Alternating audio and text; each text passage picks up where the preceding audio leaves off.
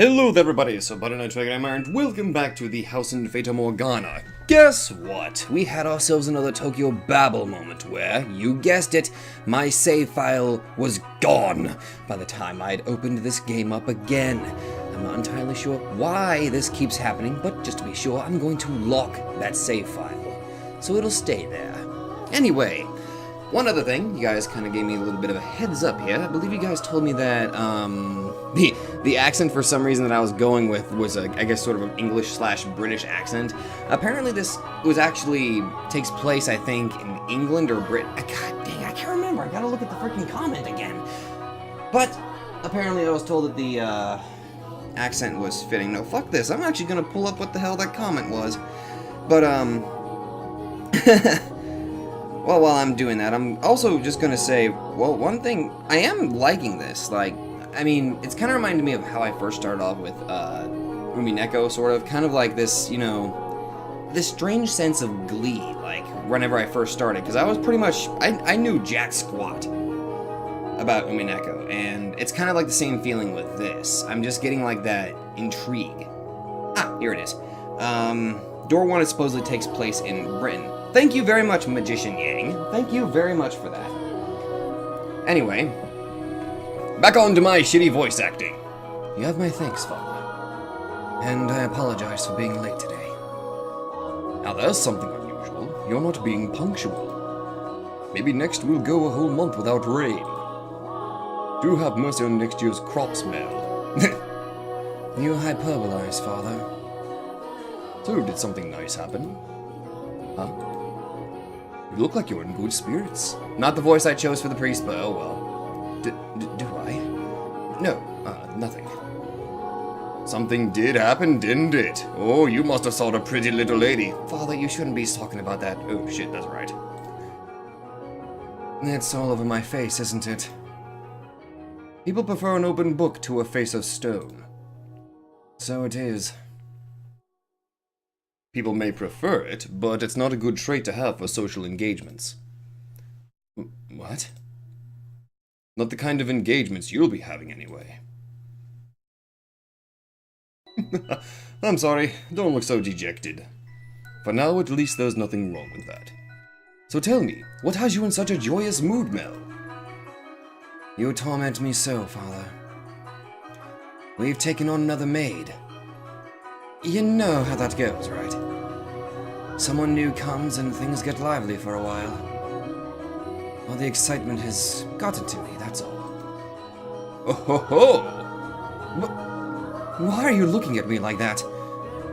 No reason, no reason. So, what family does the little lady come from? I don't actually know. You don't know? I was going to ask her, but I missed my chance. Father has returned home, and I can't speak to Mother. I see. She's caught your eye, has she? Yeah, she has. But the truth is, you're more than just interested in her, are you not? Well, no,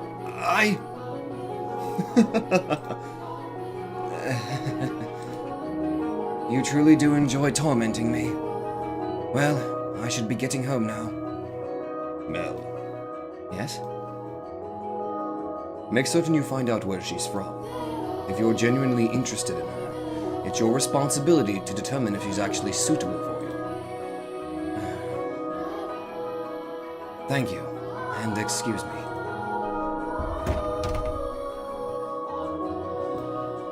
It doesn't matter if she's from an esteemed family or not. No! I'm not in love with her. I'm just interested. This isn't love. No. It couldn't be. This is me we're talking about. Besides, I hardly even know her. Young sire. Blessed young sire, alms for the poor. It's the same beggar as before. I don't think he's moved since then. But he looks skinnier than last time. He's going to have trouble making it through the summer. I should give him something while I still have the chance. Alms for the poor. Have mercy. Sorry, but this is all I have to give you. Ah, thank you very much. Blessings upon you.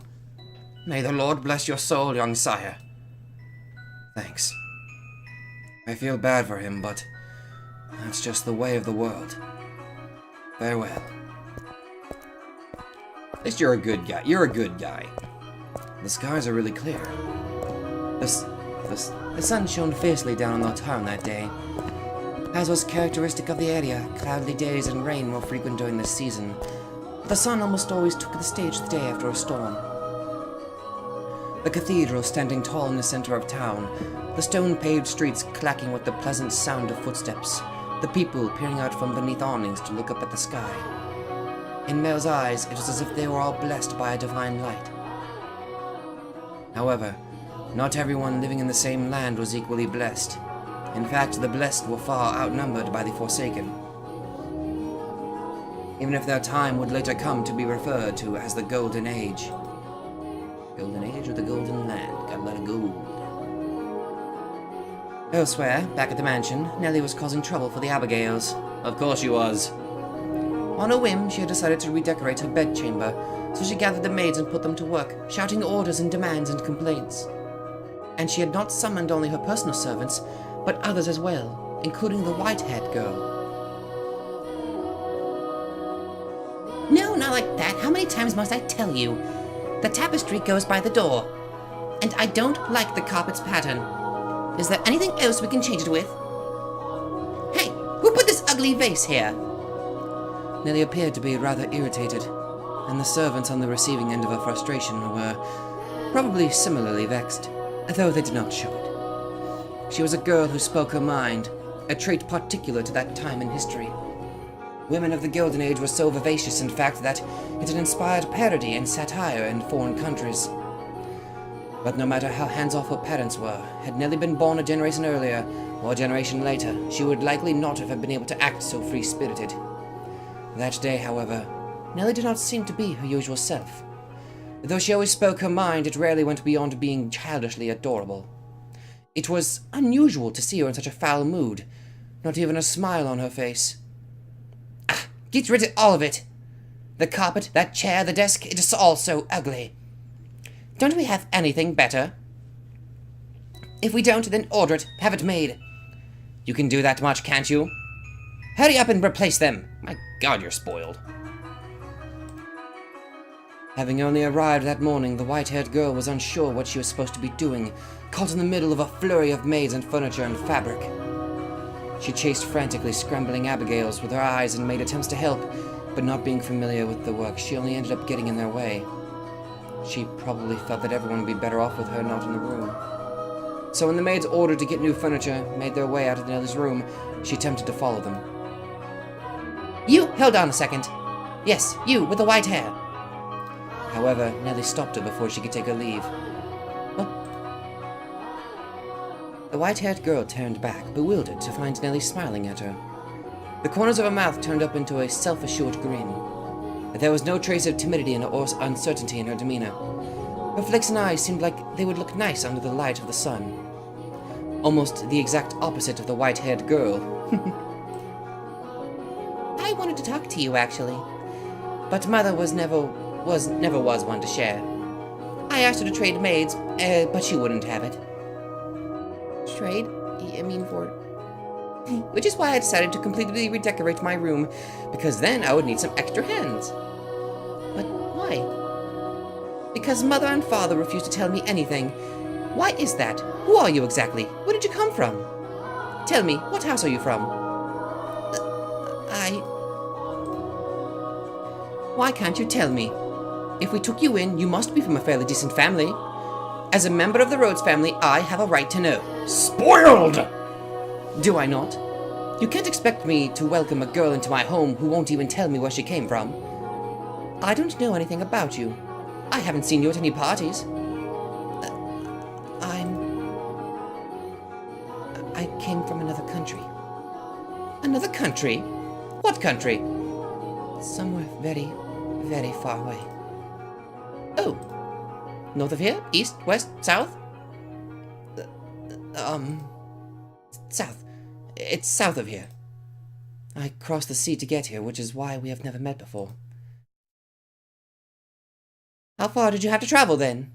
How many times did the sun rise, and how many stormy nights did you face? My God. Getting a little specific there, lady. Innumerable days and nights we sailed, heading ever further north. Huh. So tell me, Lady Nelly, that is a most wonderful painting. She just tried to brush me off. I won't let her get away that easy. Painting, it's in my room, so of course it's wonderful. But that one's especially so. You're both so adorable. You, Lady Nelly, and Lord Mel. How old were you when it was painted? Huh? Ah, that painting! Goodness, yes, you have a good eye for art. It is magnificent, isn't it? This was done when I was 4 and Mel was 7. You see how we're standing next to each other, holding hands?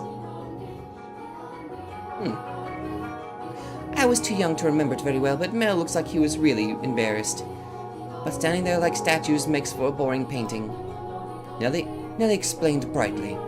Having completely forgotten she was pressed up against the white-haired girl, she did a little twirl, stopping to face the portrait. Though many paintings lined the walls of her room, Nellie was most fond of the one of her and her brother. 2 darling siblings standing side by side, the older brother smiling kindly, and the younger sister sweetly tilting her head, her cheeks the color of fresh-picked apples. It was like the very embodiment of their happiness. A painting lays its subjects bare, you know. Fortune and misfortune, happiness and sorrow, enshrined on canvas for all to see. And this reflection is not merely limited to the point in time it was made either. Did you know, Master, that paintings are alive? Maybe. They are drawn with a brush over an extended stretch of time, unlike photographs which capture a singular moment. The two have their own individual merits, but a photograph is still, while a painting moves. Portraits reveal both the past and the present state of those they depict. Mel and I have always been close. I would sing songs for him and he would teach me all about all sorts of things. He's so smart. Nowadays, Mel hardly even goes on walks with me, making excuses like, I'm an adult now. But we have to spend a lot of time playing together in the rose... Well, we used to spend a lot of time playing together in the rose garden. I see. The white-haired girl normally had difficulty smiling, but her lips naturally curled upwards as Nellie reminisced. The vision of the 2 happy siblings had probably swelled up in her mind, and I imagine there was a faint trace of envy in her heart as well. Lady Nellie, you love Lord Mel quite deeply, I see. Yes, of course I do. Mel's smart and he's studious and he's incredibly kind. For my birthday, he gave me this wonderful rose necklace. The jewelry shop we got it from is famous because even the royal family makes commissions from their workshop. So we had to have ordered it months in advance. Just for me. He's a prince. Oh. He's pretty charming, wouldn't you say? That's why I call him my prince. But you know what? Mel is a terrible dancer, and he still hasn't got his feet on the ground yet, and he's so bad at interacting with girls. So there's no one else who would say that about him. He's quite the gentleman. I assumed women would be drawn to him. Gentlemen? Have you met Mel already? This morning, briefly. That reminds me, Mel seemed to know about her too. What do you think about Mel? As I said, he's a gentleman. That's not what I mean. Don't think I'll let you get away with putting any funny ideas in his head. What? Mel is too trusting. He's pure of heart, so I won't stand of you trying to take advantage of him. My God, Nellie! I would never. So you say, but you actually want to get close to him. I wouldn't dream of it, Lady Nellie. He is a man far beyond my reach. You aren't planning on doing anything, are you? Not at all. And you don't have any romantic feelings for him, do you? What? Well, do you? I have no romantic feelings for him, Lady Nellie. And you won't develop any? I will not. And with that, Nellie gave a wide, satisfied grin. Even though one has no way of knowing how another truly feels or how they might in the future. You wouldn't, would you? Now that I think about it, there are plenty of other boys. You getting together with Mel is downright absurd. My God! Well, I gotta understand, these guys were raised in, the lap of luxury with royalty, so... just gonna throw this... I don't know. Indeed. But anyway, back to what we were talking about earlier. Your family, I almost forgot. You haven't told me exactly where you came from or anything about your...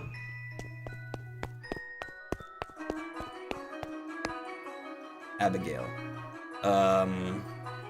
Lady Nellie, I brought a new... Lady Nellie, I brought a new carpet. Just look at the embroidery. Okay, remind me never to do that voice ever again. The work of a true artisan. I'm simply in love with it. Surely you will find it to your liking as well.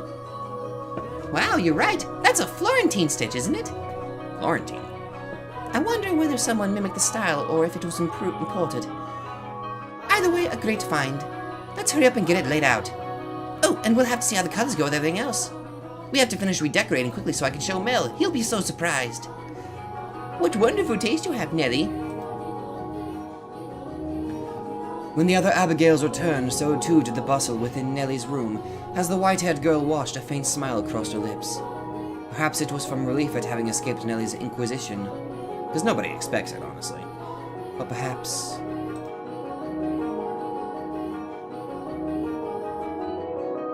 Ah, Nellie, I'm back. Did you eat something you're not supposed to, dearest Mel? You're unusually cheerful. I'm the same as always. Anyway... Never mind that, dearest Mel. Take a look at my room. I redecorated it today. So that's what you've been doing, hiding away in the house all day, Nellie? How is that any different than what you were doing? You were in the church all day. I guess. I will look at your room, I promise, but first, do you know where the new maid is? Now, don't get any strange ideas. I just haven't had the chance to introduce myself, and I thought I should as a member of the family. Except you have, and I know it. Being the eldest son, it would be shameful if you were to pass me in the halls not even knowing who I am, so... Don't ask me. What? But you were in the house all day! She attends to Mother, so why would I know where she is? Though she did help redecorate my room.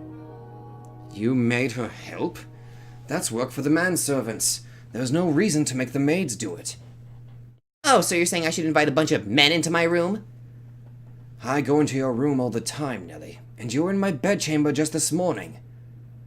Only one man is allowed in my bedroom, dearest Mel, and that is you. It's a little creepy. So unless you become a servant, which I will not stand for, I will not ask any of them for help. Oh, Nellie. You ought to be a little more... A little more what? If you're going to lecture me, I won't hear it. What am I going to do with you, my little lady? What? What? Why are you looking at me like that? We talked about you, dearest Mel, and I'm not going to tell you what she said. About me? What did she say? Please, Nellie. She said she has no romantic interest in you. But why did that even come up? Because we're both girls, we talk about things like what kind of boys we like and who's the most handsome. Why do you look so downtrodden, dearest Mel? You look like a sad little boy who can't get his crush to notice him. That face is unbecoming of a prince, Mel. Are you interested in her? That's strange. You haven't even met. I am not. It's just depressing to find out that someone you've never even met doesn't like you. That's all. Jeez, Nellie. Jealous much? If I'm going to make my move, I must do so soon. I don't have much time. Oh! The master of the house isn't around, so next in line would be him. A painting. What are you gonna do? Could you tell me, please?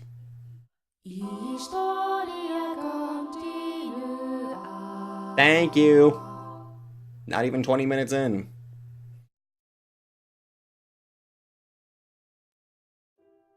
Despite his near devastation by Nellie's news, Mel's flaxen eyes continued to wander in hopes of catching sight of the girl. By now it should be quite obvious to you what Mel was feeling, but the boy himself was having difficulty comprehending the things going through his heart. Emotionally, he was horribly unstable, like a ship without a sail, and still every time he spotted the white-haired girl, his heart would leap, his whole body jitter with anxiety and excitement. He had never felt anything like this before, and as such, he struggled to keep these strange emotions in check. Whenever he saw an opportunity, Mel would speak to the white-haired girl. In days he was unable to, he either spent in secluded silence or a distracted gaze. Love is a curious thing. It has the power to change those who experience it. When he did manage to approach her, he tripped over his tongue. Again and again he talked to her, and again he stumbled. I imagine if you were to take him to see a romance at the theater in his present state, he would cry just as much as little Nellie. We cry at tragedies because we draw parallels with our own lives.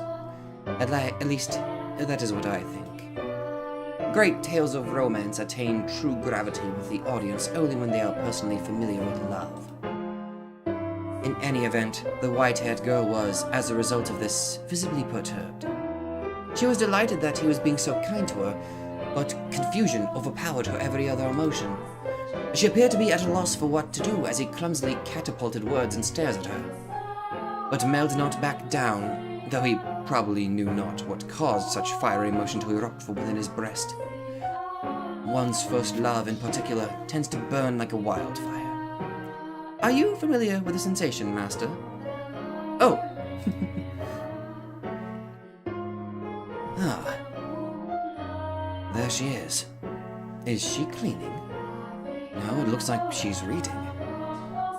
It's now or never. Ooh! Sorry. I didn't mean to scare you. Lord Mel, you're very clearly meant to scare me. Because you just wouldn't notice me. What are you reading? You looked pretty engrossed. Oh, I'm sorry. I should have asked for permission. It's fine, no need to apologize. Feel free to read whatever you want, and you're welcome to bring books back to your room if you'd like to spend more time with them. But I was just amazed that the mansion had a library. It must have been a lot of work to collect all of these books. There are some pretty old books in here, too. Your grandfather's? Some that he'd collected, and some even older than that. Take a look at this. I think it's a diary, but it's not from this country. Or this century, for that matter. Maybe a feudal lord? Yeah, he's complaining about the quality of the harvest. Can this forsaken land only produce sour grapes?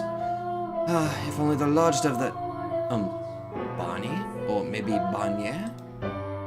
If only the largest of the Barnier estates were mine instead. The land there is much more suitable to cultivation. There you have it. You could read this, Lord Mel? More or less. I've looked over it several times already, so that wasn't too difficult.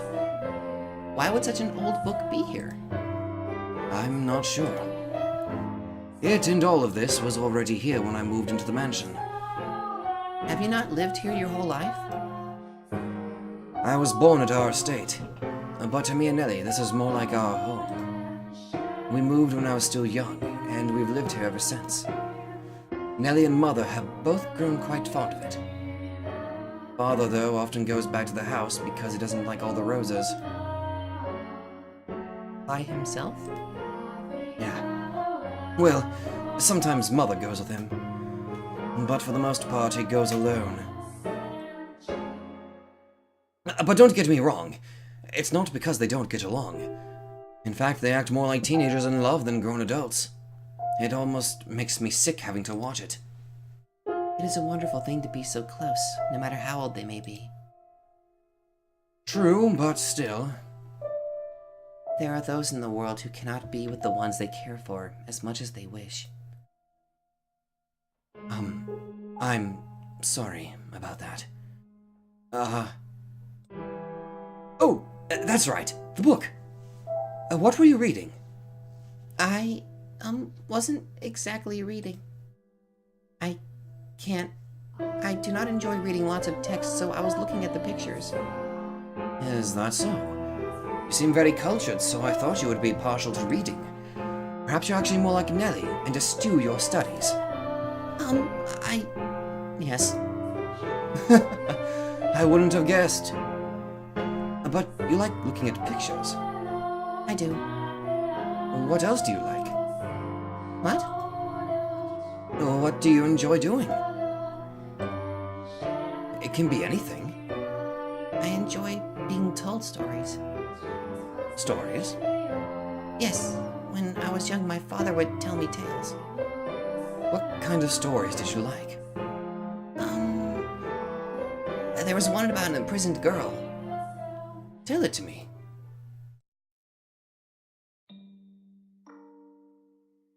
Once there was a girl, and she was locked away in a mansion deep in the forest. Kurodorian? A mansion with only one window. But the window sat high upon the wall, far beyond her reach. So it always was very dark inside, unlike this mansion. However, the girl did not like the outside world. But there were lots of scary things out there after all. Though she may have been all alone in the mansion, she grew comfortable with the darkness in time, so she had nothing to be afraid of. And then... am I doing a good job? You're doing fine. Keep going. What happens next? Okay. And then the girl grew up.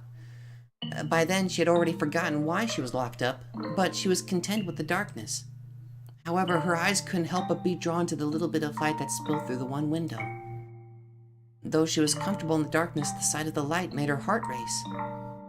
At first, the girl thought it was because she found it unpleasant, because she disliked the light and the outside. But slowly she came to realize that she was curious about the outside world. What could be happening out there? For all she knew, the town, the forest, the people, all of it could have changed while she was imprisoned in the mansion. But she had no way of finding out.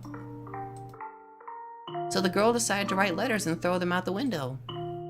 What began as empty grasping became routine, continuing for several months until she was finally ready to give up. But then, a beautiful white dove flew in through the window. Tied to the dove's leg was a letter. Her heart racing, she read the words contained within. It seemed to have been written by a man. The letter contained numerous questions for the girl. It also said that if she attached her reply to the dove, it would bring the letter back to him. She was astonished, but she wrote him back anyway, taking care not to mention where she was. After having exchanged letters a number of times, the two felt very close to one another, as though they had known each other for many years despite having never met. And eventually, the man said he wanted to meet her. Indeed. The girl was unsure what to do. Should she tell him of how she lived? Should she reveal where she spent her days? She was afraid if she did, he would cease to send her letters. She was sure he believed her to be a young lady of noble blood, and not a girl locked away in a house deep in the forest. The girl could not bring herself to write a response. She released the dove through the window with nothing attached to its leg, and yet it returned with another letter written in the man's familiar hand. "You must surely have a grave reason for your silence," it said. "I would like to know that reason, and I would like to help you. No matter what it may be, you have my word." She deliberated. Though his letters were kind, she did not know this man. He was from the outside. Would he still treat her the same way when he met her? And did she even want to step out into the world beyond? What do you think she did? Wrote a letter and agreed to meet him, right? Yes, she did. The girl made up her mind. She would write a letter. As always, when she tied it to the dove's leg, it flew out the window. And for some time after that, she received no response from the man. This saddened her, but she thought it was for the best. She belonged in her own confined world, her world of darkness.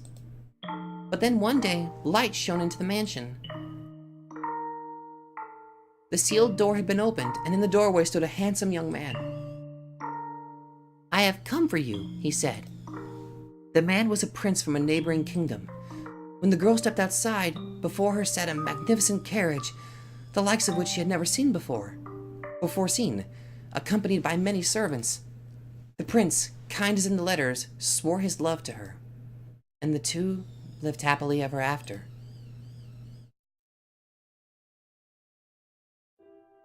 Ah, what a nice story. I'm glad it had a happy ending. Oh, Prince. Was there something funny about the story? No. That's not why I was laughing. Do you ever imagine what it would be like if a prince showed up for you? Huh? It doesn't have to be a real prince. Even just someone like one. Is that something you dream about? Oh, no. I think I'm perhaps a little too old for that. You think so? Nellie still fantasizes about her prince and she's 14. I just assumed all girls were the same. Lady Nellie's prince. That's you, Lord Mel, no? What? Is it not? I mean, we used to play make-believe a lot when we were kids, but I very much doubt she still thinks of me that way in earnest. When she calls me her prince now, it's mostly in jest. If it weren't, that would be concerning. Oh? That story. Do you know if it's a regional tale? One that's been passed down through the ages? I'm not sure. It could very well be of my father's own creation. You might think me conceited, but I think the story might be about me. The girl trapped in the mansion is you? You haven't been locked up anywhere before, have you? No, thankfully.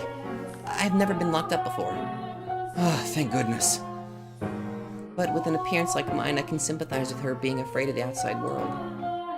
I have at times imagined how wonderful life would be if it were only me and my father. But the girl left the house in the end. If your father really wrote that story, then I believe it contains his hope for you to end up the same way. Oh?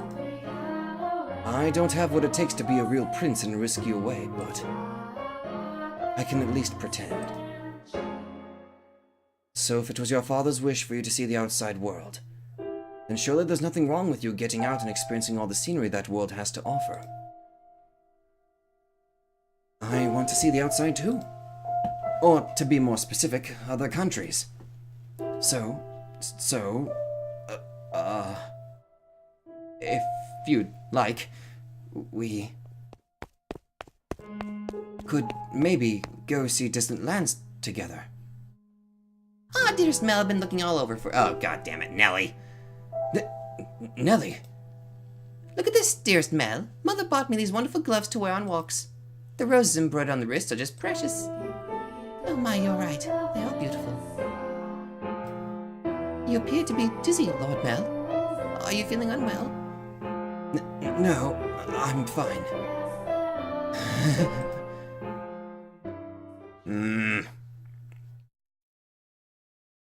Mel was feeling frustrated at his inability to convey his feelings to her, and as his frustration built up over time, he developed, I suppose you could call it a severe case of love sickness. For several consecutive nights, he had been afflicted with a peculiar sensation, a presence in his bedchamber.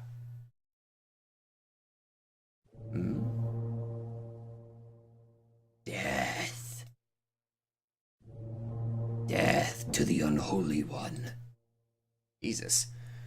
Death to the heretic. Death to the witch. Don't you dare touch that witch. I will end you. Kill.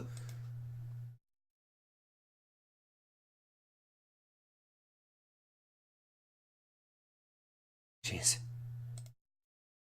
Why? I never wanted her to die. Was she not eating? Seal off the tower. Understood? No one finds out about this. How can you be so calm? Don't you understand what you've done? Huh! Pinning the blame on me. How nice it must be to be able to distort reality with panic. You're just as guilty as any of us. I never wanted her to die. What the fuck? The witch killed her. The blood of the witch killed my... Ugh.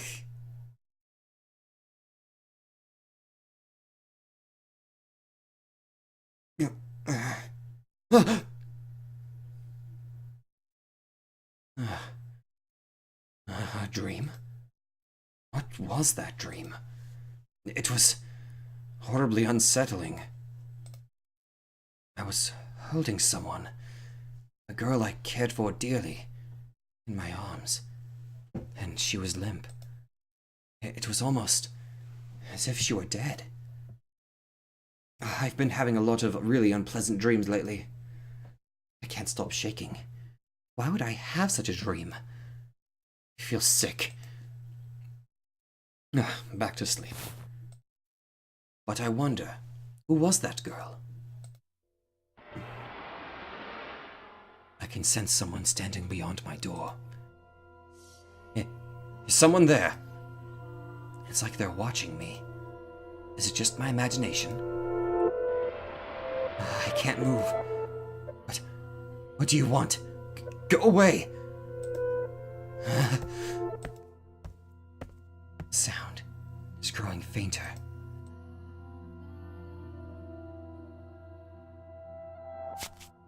Hi. Is that truly what your story meant, Father? Such a magnificent garden. Something we could never have had. Are my intentions misguided? What a beautiful white rose. Oh! You know, you could have sneaked into his room rather easily then. No one was watching. How long have you... Oh, you needn't pay me any mind. I shall not condemn you no matter what you might do. Rather, I am on your side. I was not going to do anything. Oh, is that so? Then perhaps you are out for a late night stroll. I imagine you have less difficulties going outside at night. I beg your pardon. I will return to the mansion immediately. Oh, yes. That reminds me. It was also the middle of the night when the grocer's servant broke into their safe. And news of that spread quite far. I am sure you would have heard about it. Oh? Although, was Gamesh imprisoned? Dear me, I'm having trouble remembering. But worry not. If you wish for it, the mansion shall provide. You are in no danger whatsoever of getting caught. You said that a witch lives in the mansion, did you not? I did. Does that sound perhaps a bit archaic to you? No. I believe those rumors mockingly refer to me. Oh my. I have been accused of being a witch before, which is amusing. I don't have any magical powers. I simply have an unusual appearance. Jesus. Oh! What the? My, what a lovely shade of red. The rose. Is something the matter? This rose was white until I took it in my hand. Is that so? I apologize. I must sound mad. I'm sure I was just mistaken. It couldn't possibly have changed. Oh, I wonder. Yes? Did the girl locked in the mansion become a princess? We should lock up and head to bed. Make sure all the shutters are closed nice and tight, and then draw the bar on the front door. Yeesh.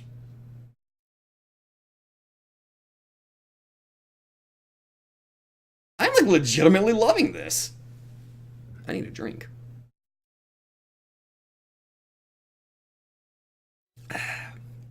Better make sure my throat doesn't get dry. Slowly but surely, the time trekked onward, everyone working toward their own individual goals. Each early summer breeze that blew through the garden was like God's hallowed breath carrying the flowers' fragrance in through Rose Manor's windows. If only time could be stopped and this beautiful era made to live on through eternity. As usual, Mel's eyes chased after the white-haired girl, and Nellie pursed her lips in frustration at him. But she was still rather docile. Even taking into account how self-centered she behaved, how fickle her temper, Nellie's fits were still no worse than a playful kitten. See? At that very moment, a lively little feline had her claws poised to swat at the flaxen-haired young man. Mel, you promised me, or have you forgotten? I haven't forgotten. I'm just asking if we can go another day.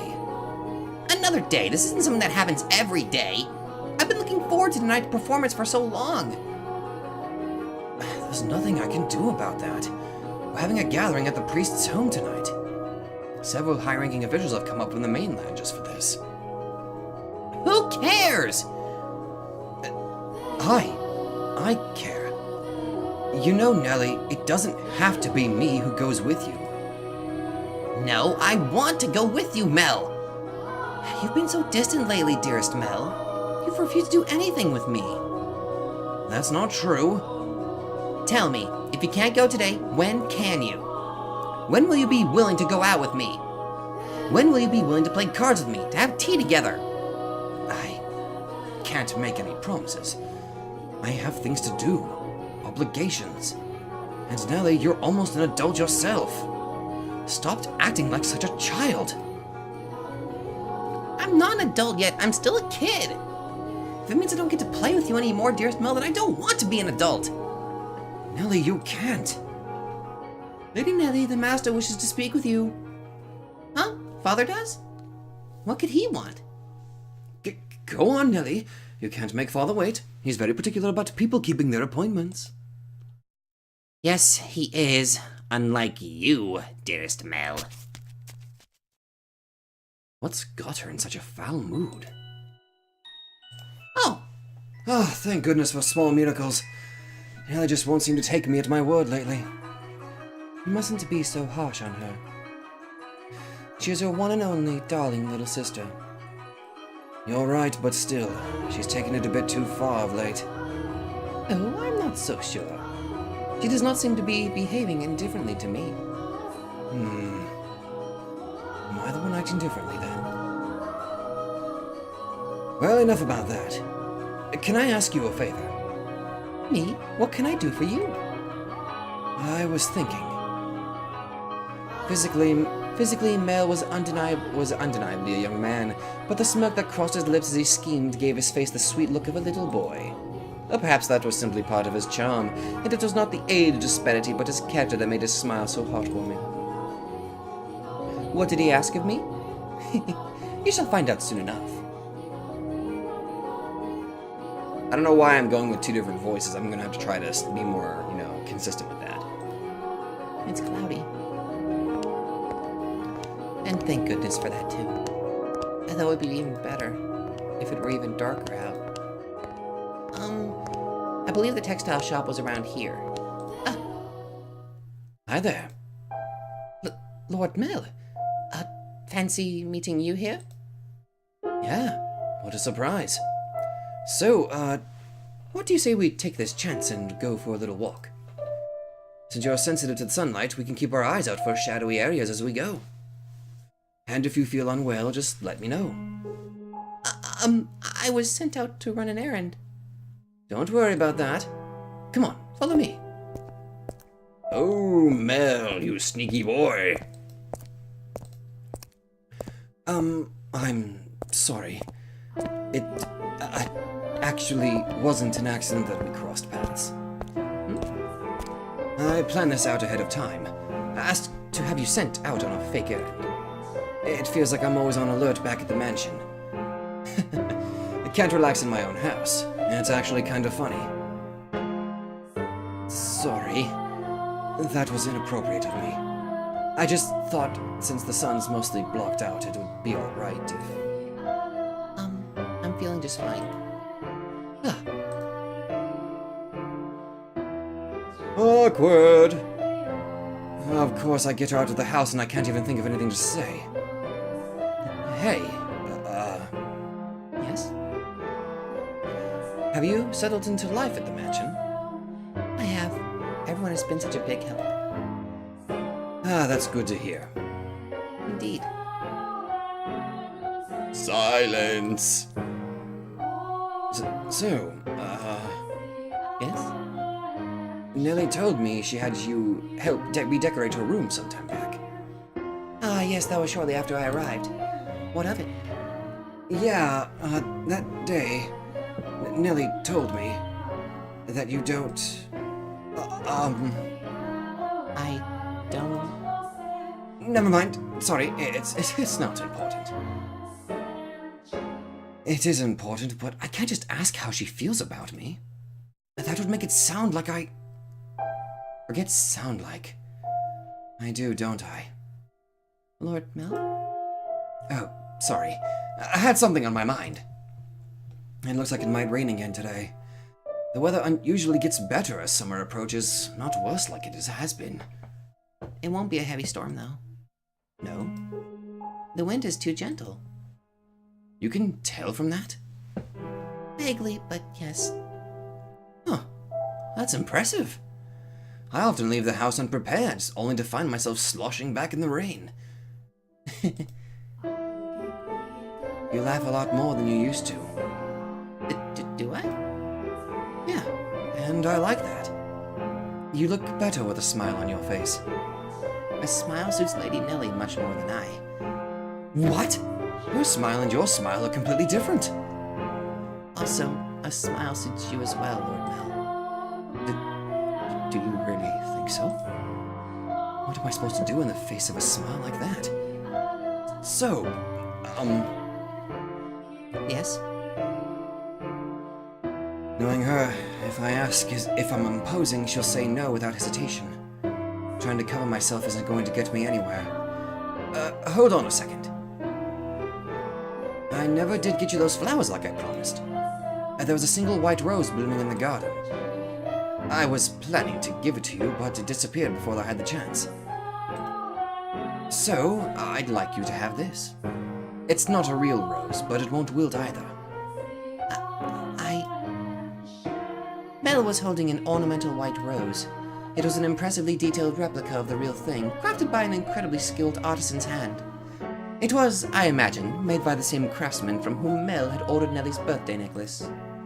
The young man, who but a handful of days earlier had said he had no sweetheart, had come in to commission a present for a girl. The master of the shop must have been quite surprised, or perhaps it had given him a good laugh instead. It was for this moment that he so desperately sought for time together with the white-haired girl. I don't know what you like, so I had to base it on my sister's taste. My apologies. I cannot accept this. Is the design not to your liking? No, I just... If you're concerned about how much I paid for it, don't be. I just want you to have it. That's all. Please. Why are you so kind to me? Why?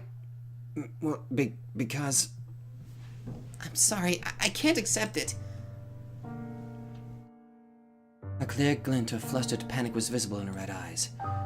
There is not a girl in the world whose heart would not flutter at the sight of the sparkling rose accessory, but her reaction was far from delight.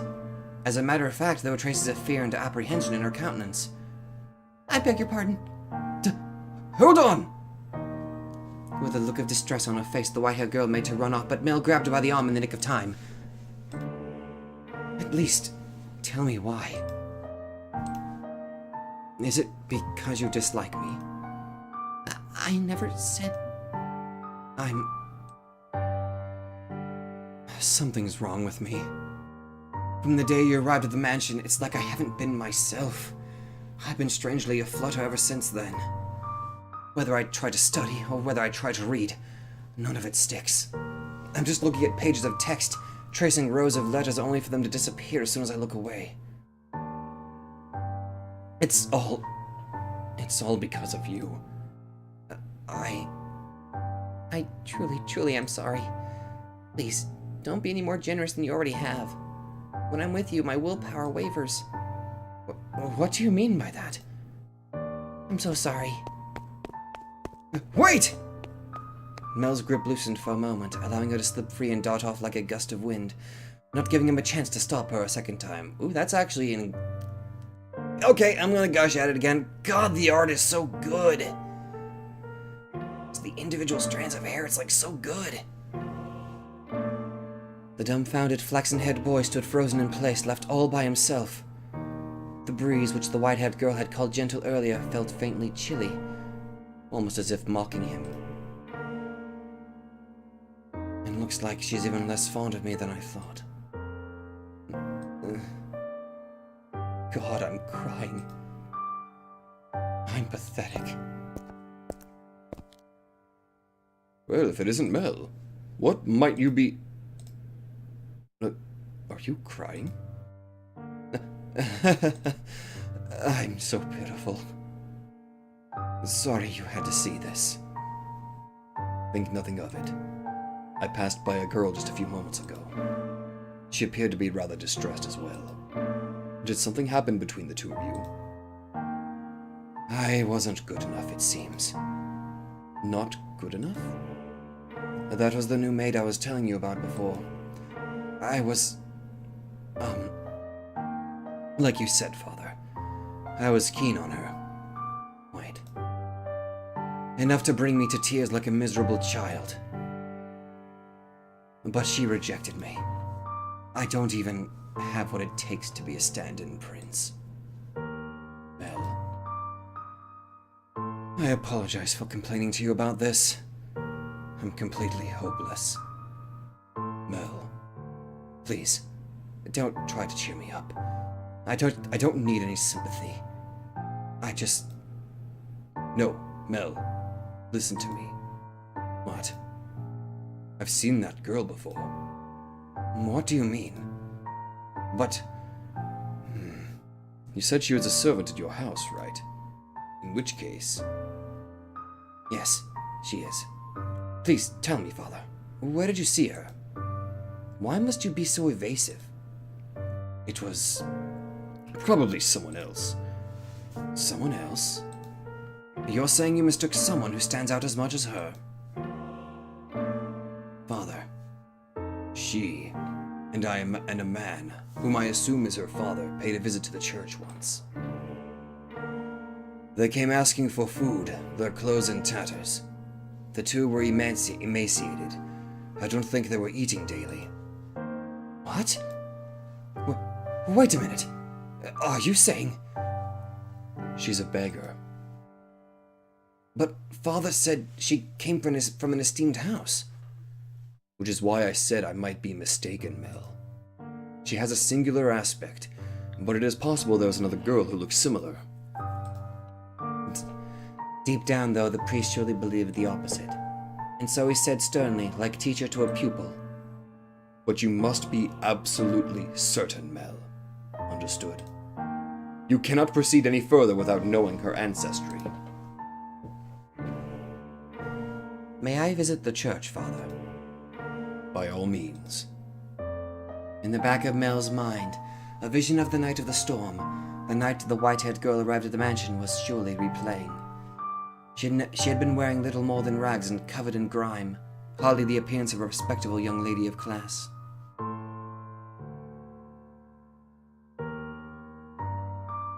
Have I been putting her through unnecessary stress? If she actually turns out to be nameless, to be rankless, no matter where she comes from, my heart is decided. I will not fool myself about how I feel any longer. No, I cannot fool myself. But how does she feel? What will everyone else think? I have to find out why she was welcomed into our house. I'll ask Mother, or Father. No. If for some reason they don't know she isn't aristocratic, sorry. I'm better off not saying anything. What if they don't? Then does that mean she's been lying to us? And to them? I have to find out. This time, I must get answers. No, absolutely not. You come back and the first thing you say is that? I hate you, Father. I will not stand for this. Why? Why would you suddenly throw that on me? He didn't even ask for my opinion. No, I won't do it. I'm fine the way things are. I'm just fine. Oh, God. Wait, don't tell me you got sold off or something. Or just put into an arranged marriage. That seems like that seems like the most likely scenario. Dearest Mel, I need your help. I don't... I don't... I don't want to get married. Ah, there it is. I had a feeling there wasn't music on that one. Come to think of it, there probably wasn't even music on the last one either. This may seem sudden, but I must confess that I made a grave mistake. My transgression is that I was unable to completely predict where this path we were traveling led. My hands were full dealing with my immediate day-to-day tasks, so I could do naught but pray there was happiness waiting in the future. Happiness for everyone who lived within Rose Manor. But I am but a mere maid. There are limits to what I am allowed to do. And furthermore, it was not my place to offer her my hand. Roads, such as the one we were following, have a way of diverging with little warning. And if you do not turn the wheel exactly right at those sudden forks, you may end up somewhere horribly off course. I was well aware of that fact, which is why I thought that what I did was for the best.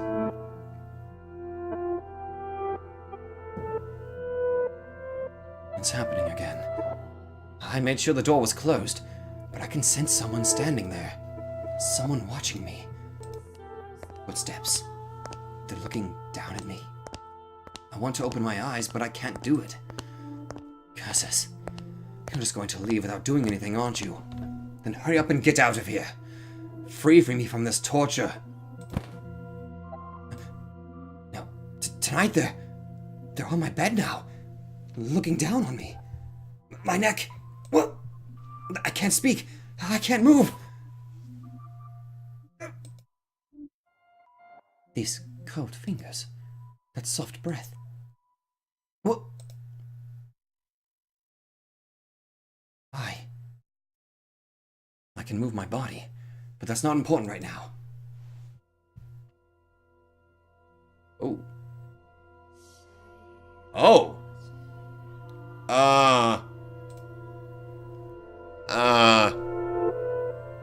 You smell of roses. Scent of a world far removed from ours. He made to gasp at the sight before him, only to realize he could not. The pressure of her cold fingertips wrapped around his throat robbed him almost entirely of the ability to breathe. Why? He silently mouthed the word. For that moment, at least, her melancholic ruby eyes were focused wholly on the flaxen-haired young man.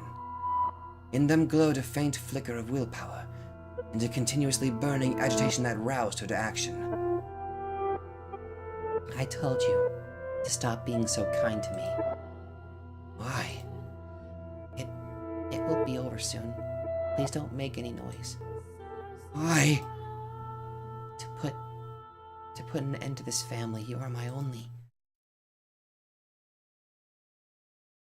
Why are you shaking? Upon hearing Mel's words, the strength drained from her slender fingers.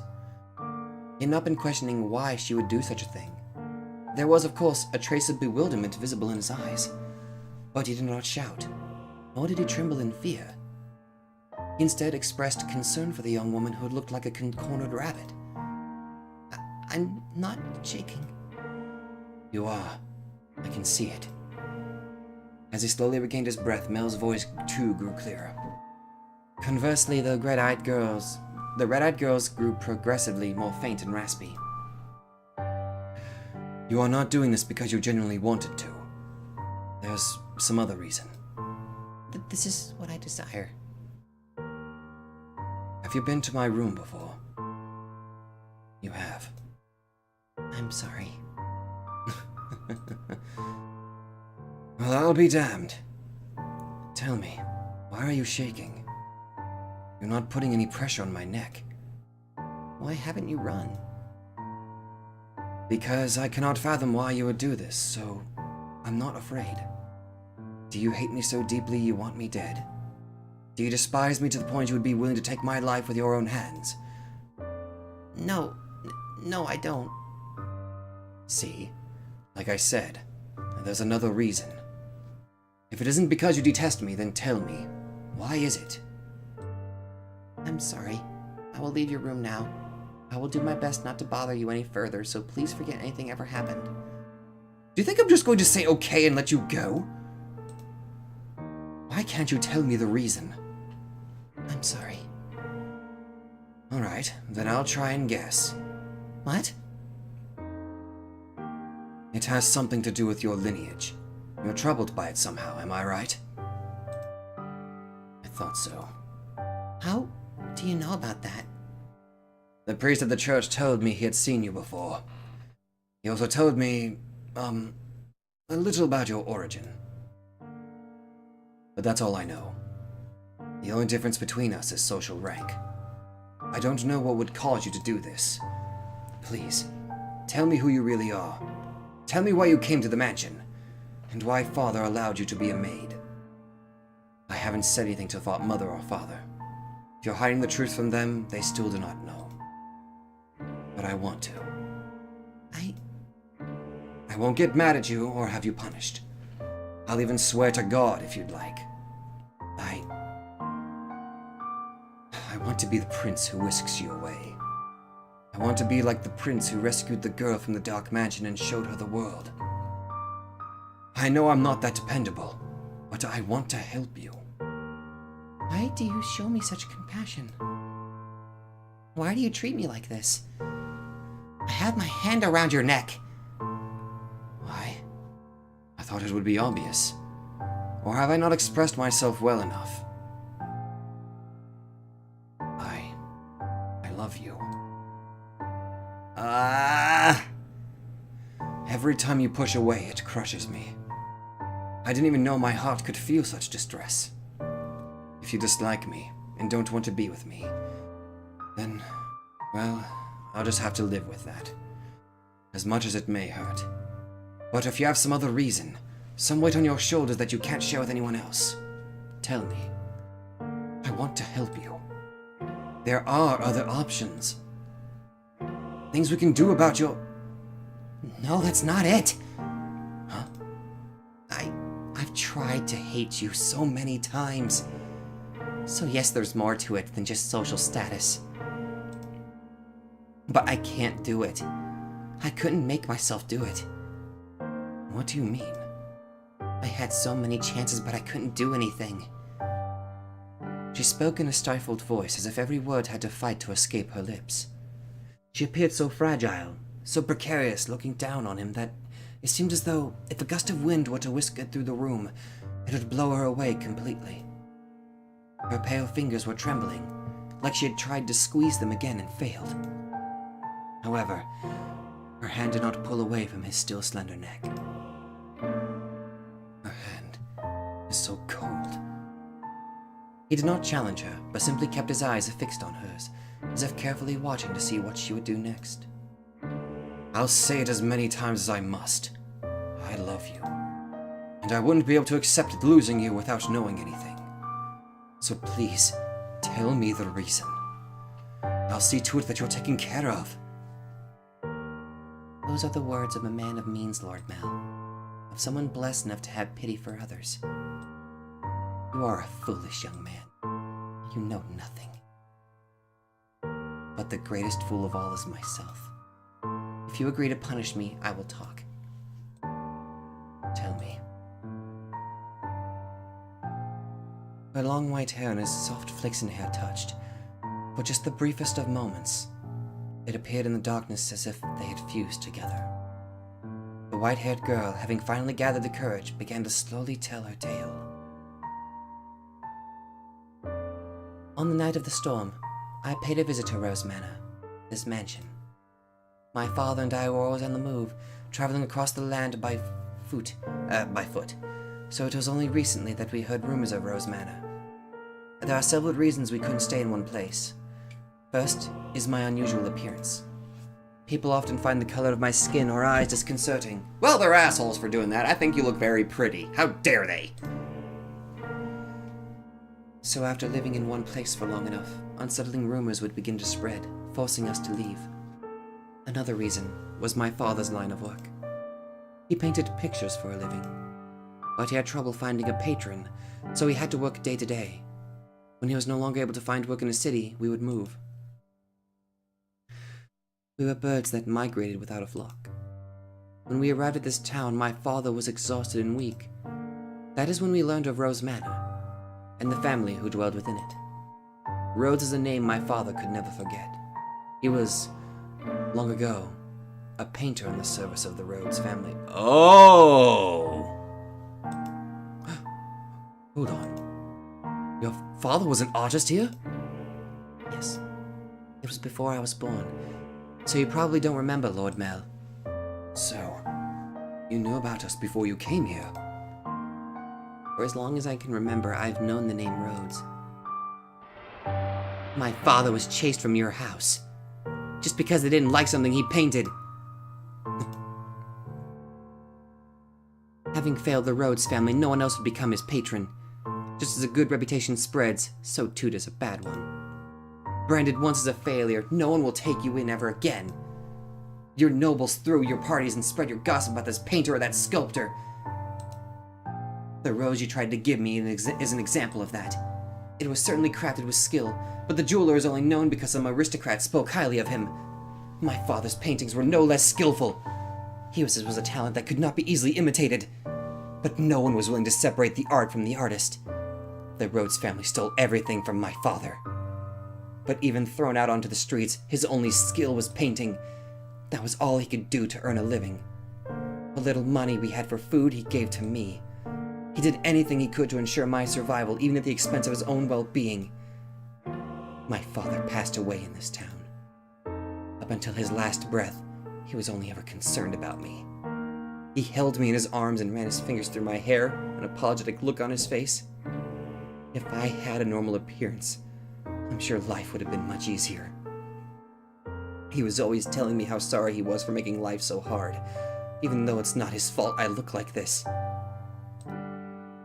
I disdained the Rhodes family for putting my father through such hardship.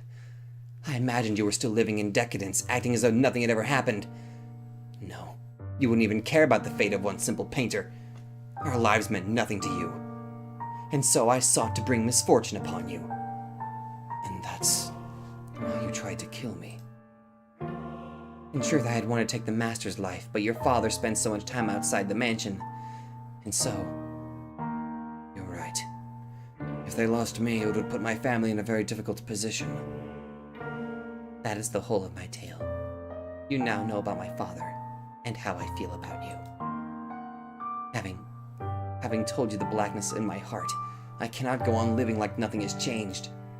Please give me punishment. Why would you have me put the one I love through any more misery? I am not fit for your affection. Not only because I am not aristocratic, but because every time I spoke with you, I did so holding this darkness in my heart. Does that not unnerve you? In the end, it was my family's actions that caused you so much suffering.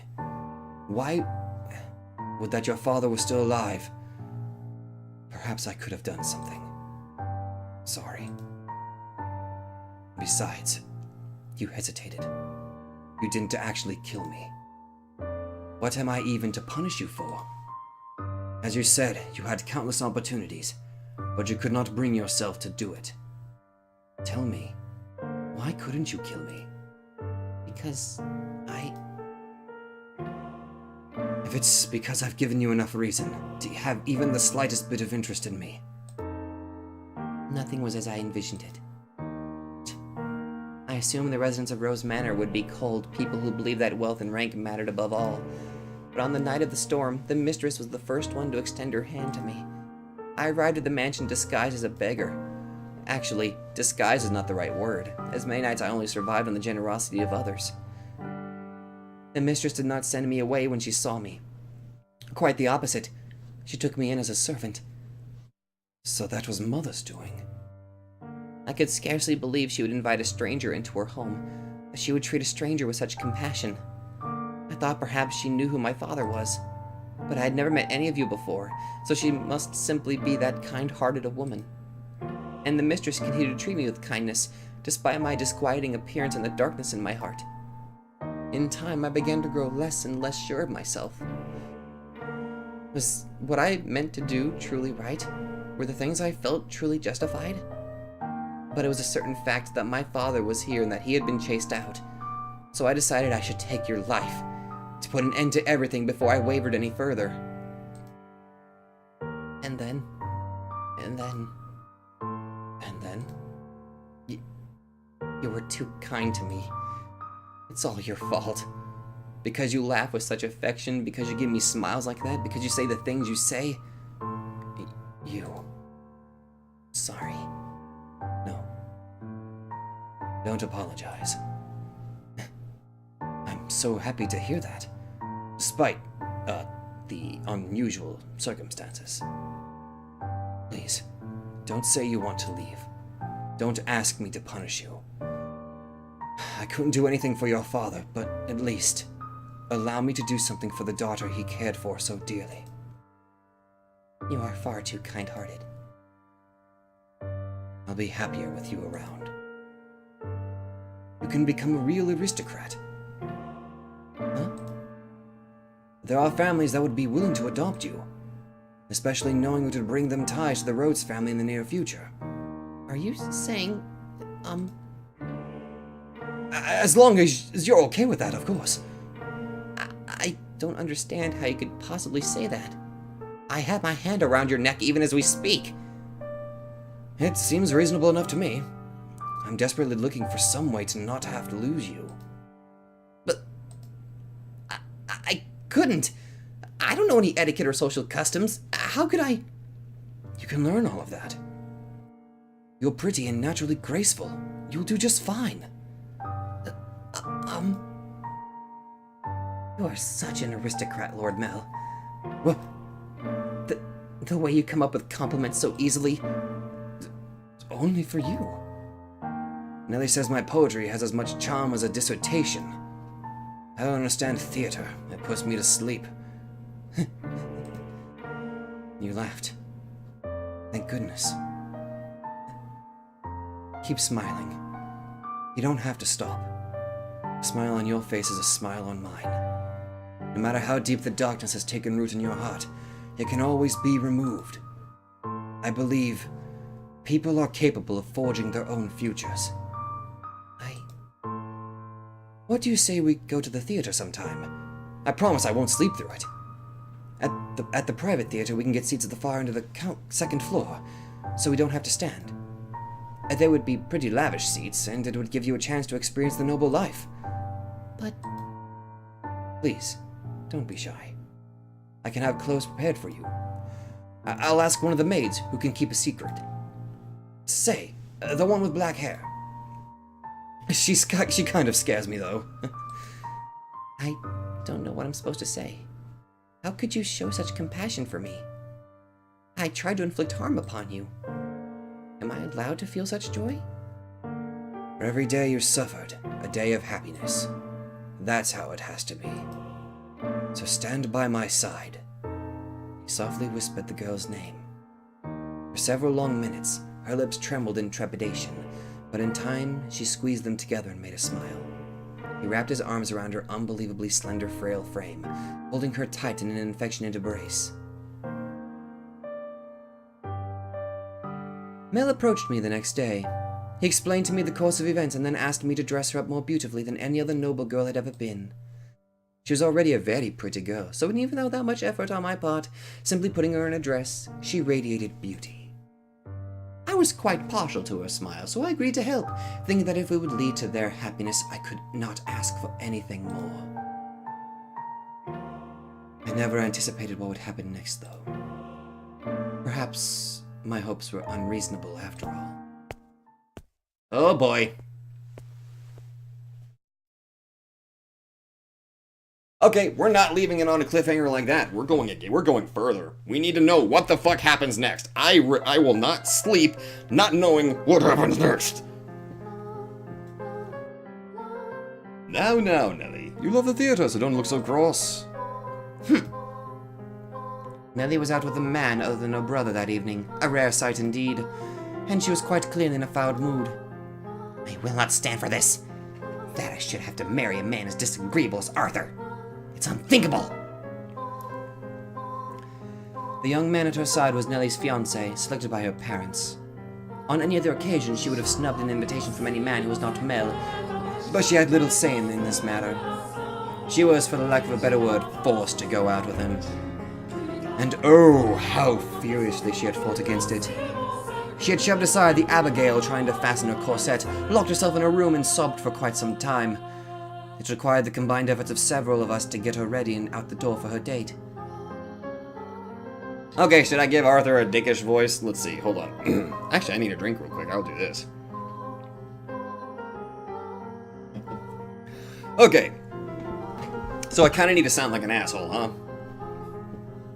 Come now, should you at least pretend you're enjoying yourself?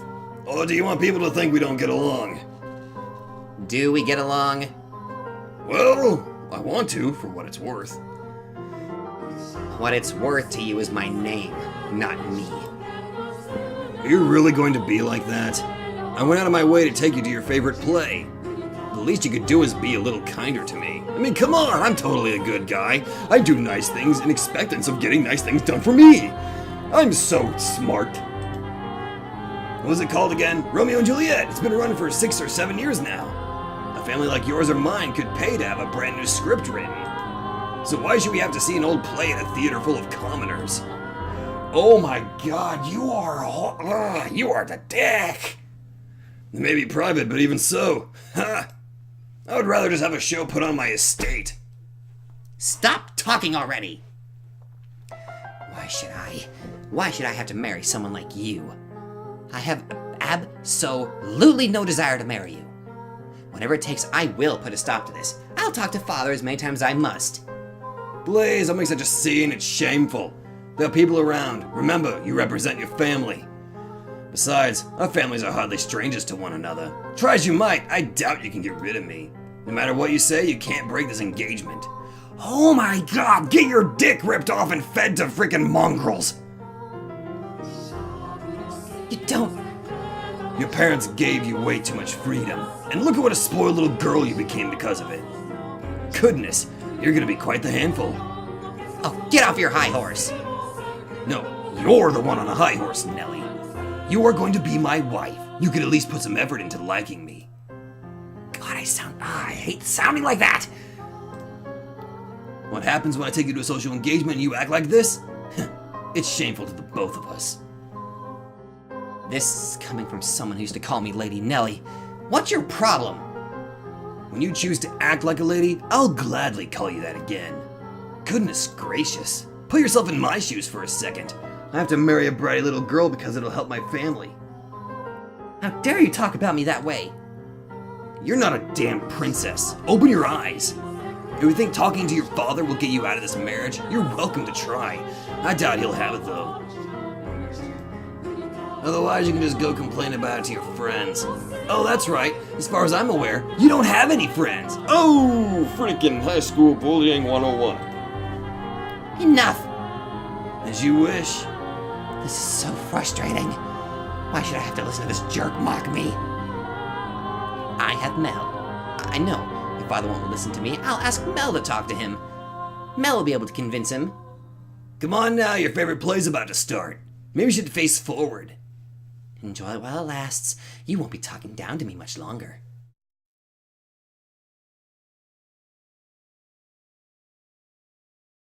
Is that... Wait, Nellie! Get back here!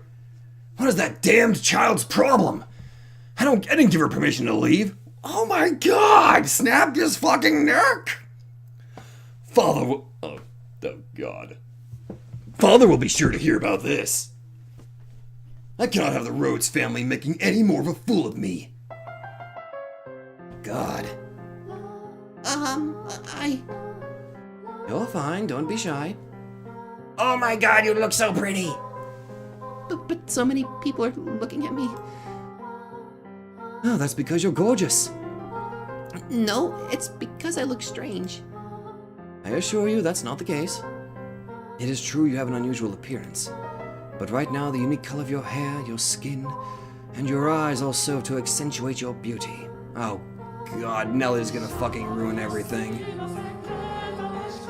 You sound like a prince, Lord Mel. What? You think so? I mean, I did say I'd be a stand-in prince for you, but... I think you're a wonderful prince, not just a stand-in. Which makes you my princess, then.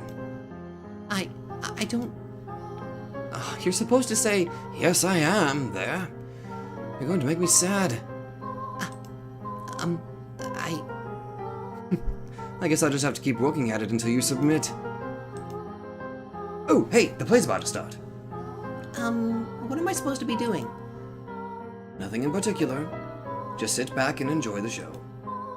Oh, but there is one thing. Yes? If I start dozing off, could you maybe wake me up?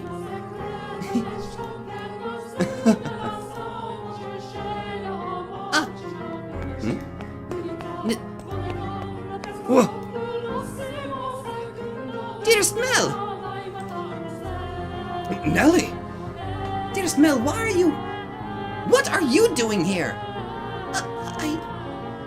I asked her to join me. It's nothing to get worked up over. It is! It absolutely is! How many times did I ask you to come with me and you wouldn't? You don't even like theater, dearest Mel, and you brought her? You're right, I'm not especially fond of plays, but I wanted her to be able to see one. Why are you making such a big deal out of this, Nelly? She's not suitable for you! What? She isn't good enough for you! Why would you choose her?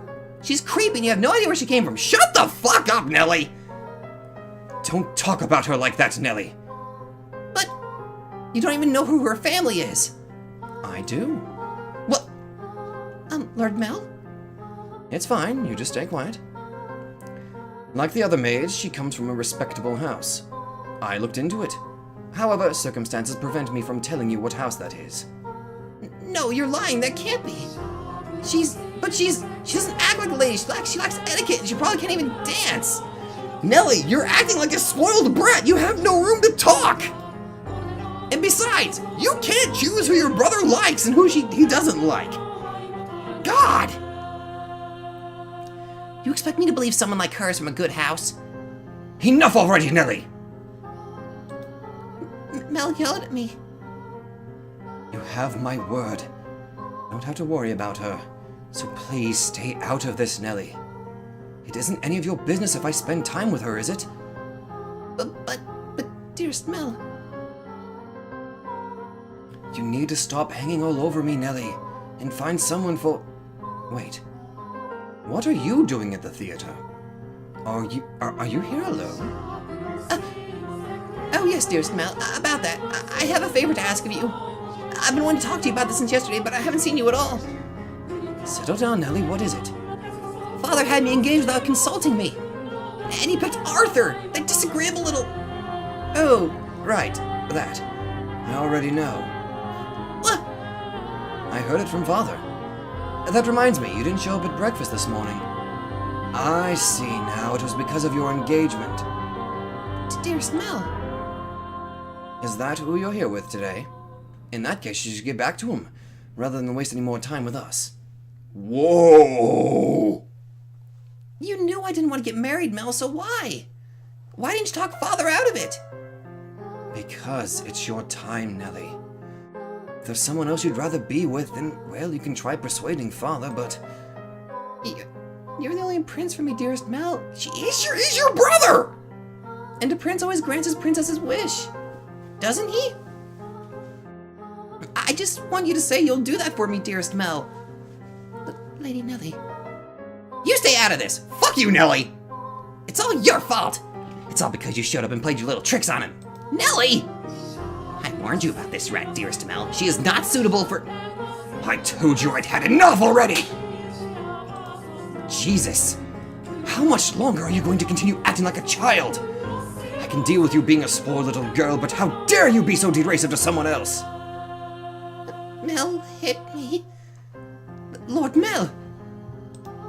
Go on. The show's about to start. People are giving us dirty looks. Return to your betrothed now. I will apologize to him afterwards as well. You said you would always be by my side. That you would always be my prince. Time for make-believe is past, Nelly. No! I refuse to believe it! I will not have it! Nelly! My goodness, that girl. Are you not going to go after her, Lord Mel? No. Just let her go. The only place she even has to go is home. I just wish she'd start acting a little more like an adult. I imagine Lady Nellie simply... She what? No. It wasn't my intention to get between you. Don't blame yourself. It's not your fault we had an argument. But you two are so close.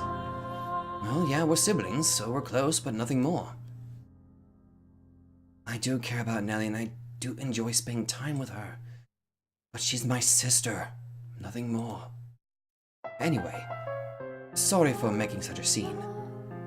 No, I imagine she left her betrothed behind without saying anything, so I'm going to go apologize to him. We have to keep up appearances. Stay here. I'll be right back. Very well. Yeesh. Master, what are your thoughts on the tale so far? Which of the siblings do you think was in the right, Master? The brother or the sister? Oh my! I apologize for the abrupt question. Did I startle you? What do I think? Yes, I believe Mel was probably right. He was also surely happier than her. As Mel had anticipated, Nellie fled from the theater, leaving her fiancé behind. She forced her way into a carriage stopped outside, probably one called for a different nobleman, and ordered it to take her home. Mel's assumption was correct. The only place she had to return to was the mansion. The sun was beginning to set, and as a young lady, she could not simply go wandering through town alone. Nor did she have any acquaintances to take her in. Her world was, in essence, composed of two elements, her brother and the rose garden. They were the light of her life at Rose Manor. She lived a very isolated existence. Oh, Jesus.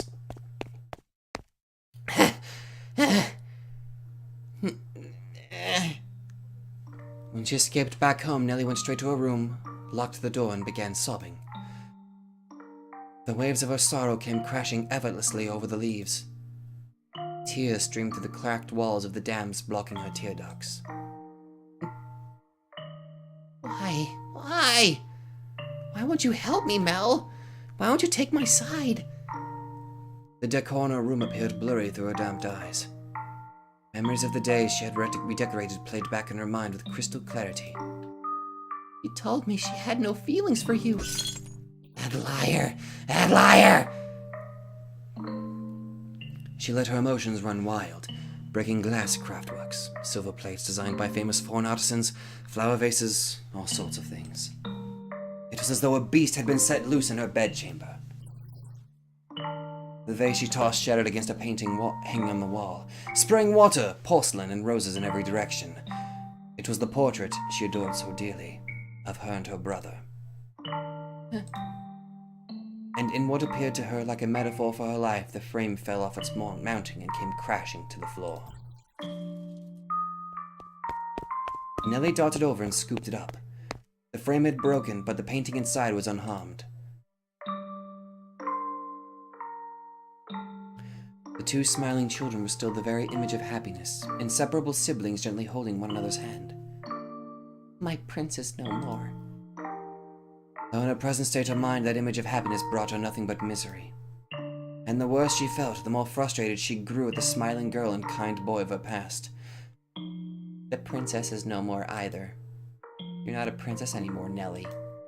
Some other woman has taken your place. I trusted you, Mel. I believed you'd always be there for me. This painting is nothing but a lie. That's not the real Mel. That's not the real me. It's all a big fat lie. A lie. I wish this painting never existed. That it was never made. That I never had a brother. This painting. Jesus. In a fit of emotional distress, she scratched feverishly at the painting she once considered precious. She put more force into her fingers than she, or perhaps anyone, might have imagined she could. Flakes of paint began falling off the canvas, and in time she noticed something peculiar. Huh? What is this writing? Something hidden beneath the painting? Just a little more. A date? Why would that be hidden? What could it be for? Completed. Completed May 1587. 1587? She read aloud the faded, scratched-up handwriting. After staring blankly at the text for some time, the color in her face began to drain. What is this? How? How could this have been painted 16 years ago? I wasn't even born yet then, and Mel would have just been just a baby. Is this not me? Is this not Mel? There's still more writing. What the fuck is going on here? Urged on by her rapidly pounding heart, Nellie fiercely scratched away at the painting. Even as her clean pink fingernails were soiled with fragments of paint and blood, she did not stop. She was so overwhelmed by trepidation that she could not stop. She had a horrible premonition that something was about to happen, something indescribable, incomprehensible. This is how I envision your son and our unborn daughter might look several years from now. Your son and our unborn daughter. So this is a painting of the future? Then it really is of me and Mel? No, use your head, stupid. I'm only 14. 16 years ago, I would not have been inside Mother. But then who is this? Who is that holding Mel's hand? Who is that with my brother? More, there has to be. Ow! Found it! There's more writing. I have to know what this is. Calm down, Nellie. It's nothing to get worked up over. I'm sure it's nothing. Calm down and read. It's nothing to worry about. If our unborn child... This is what the writing on the painting said.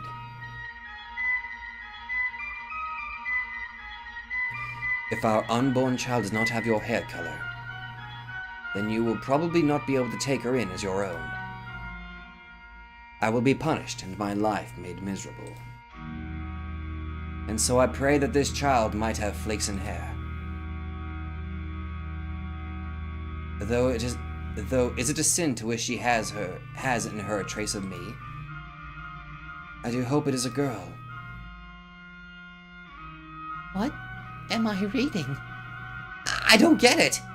Someone tell me, what does this mean? A painting from 16 years ago. Hair color. Sin. I do hope it is a girl. Oh.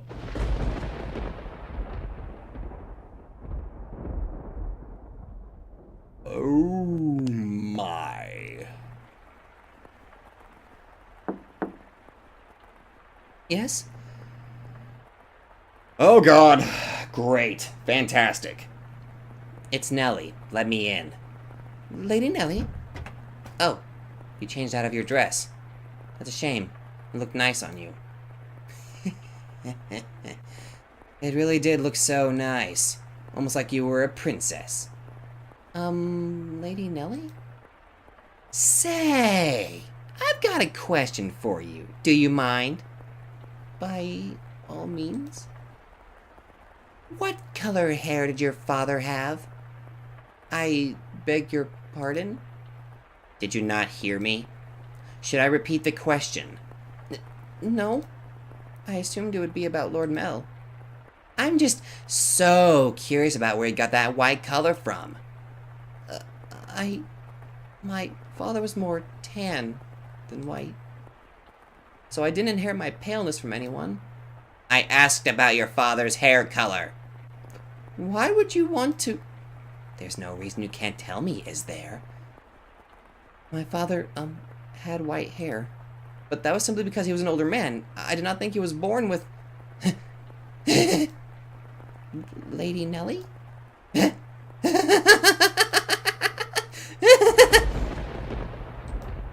Hey! Guess what I figured out? I figured it all out! And it was so simple. There's only one difference between you and me. The thing that Mel fell for is... Why do you have those?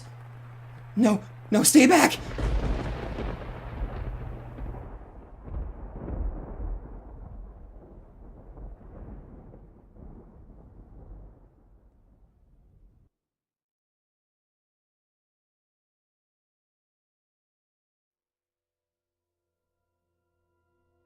Oh! Yes, we're still going. I have reached a place I really cannot just suddenly stop at. And I have time to do this. Okay, just give me a second. I kind of need a drink here.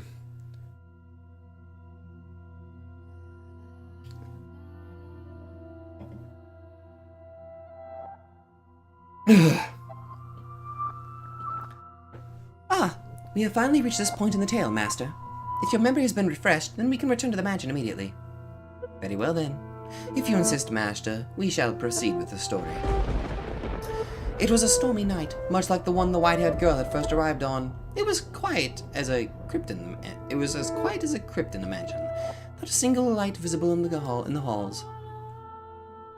The house sat in wait for the sun to peek out over the horizon. The darkness is, generally speaking, something that rushes by like a gust of wind as we sleep. The flaxen-haired young man, too, lay in bed, pale blue moonlight sporadically streaming through the gaps in his drawn velvet curtains as he attempted to submit to slumber. He was having difficulty drifting off, but as time trickled onward, he drew closer and closer to the arms of Morpheus. Ain't Morpheus the god of dreams?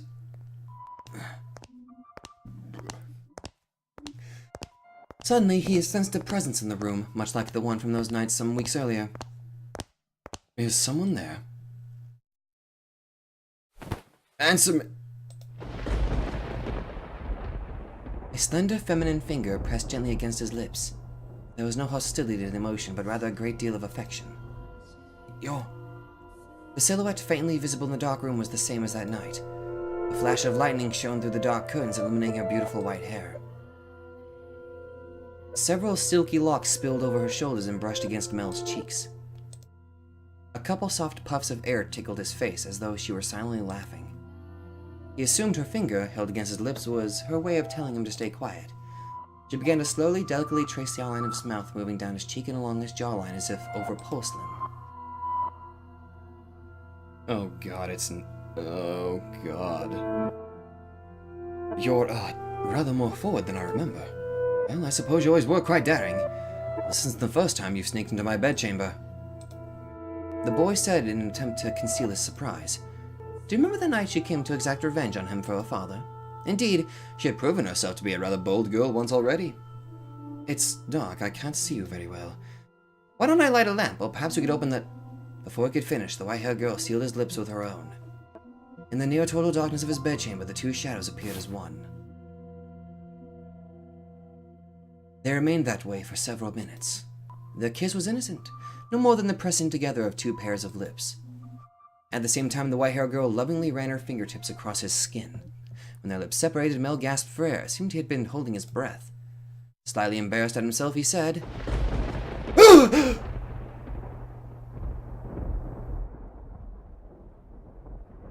god!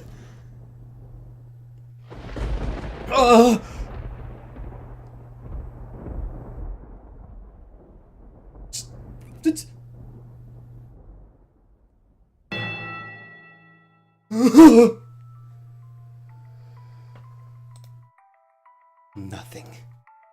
He could not speak. The silhouette hanging above him was certainly the white-haired girl's. Or was it? Because his next words were, Get off of me!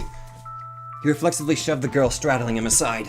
She rolled off the bed, landing on the cold floor, but slowly, gradually crawled her way back toward him. That wasn't very nice. Veiled in darkness, she slowly lifted her head.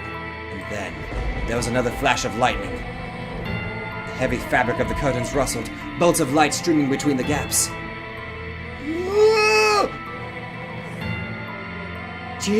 What did you do?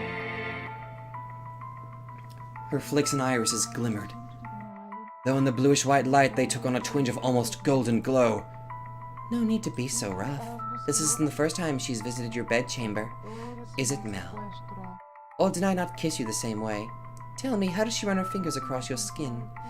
What does she do when she nuzzles up to you? Stop. Stop this madness, Nellie. Why would you do this? Because you liked white hair, don't you, Mel? You like white hair, which is why you fell for her, isn't it?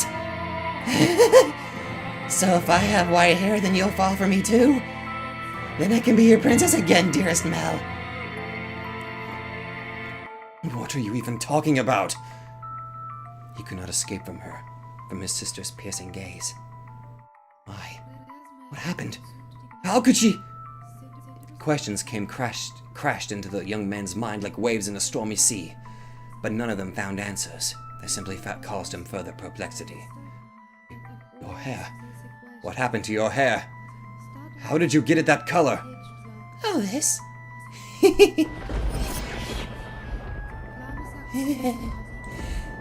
You like my...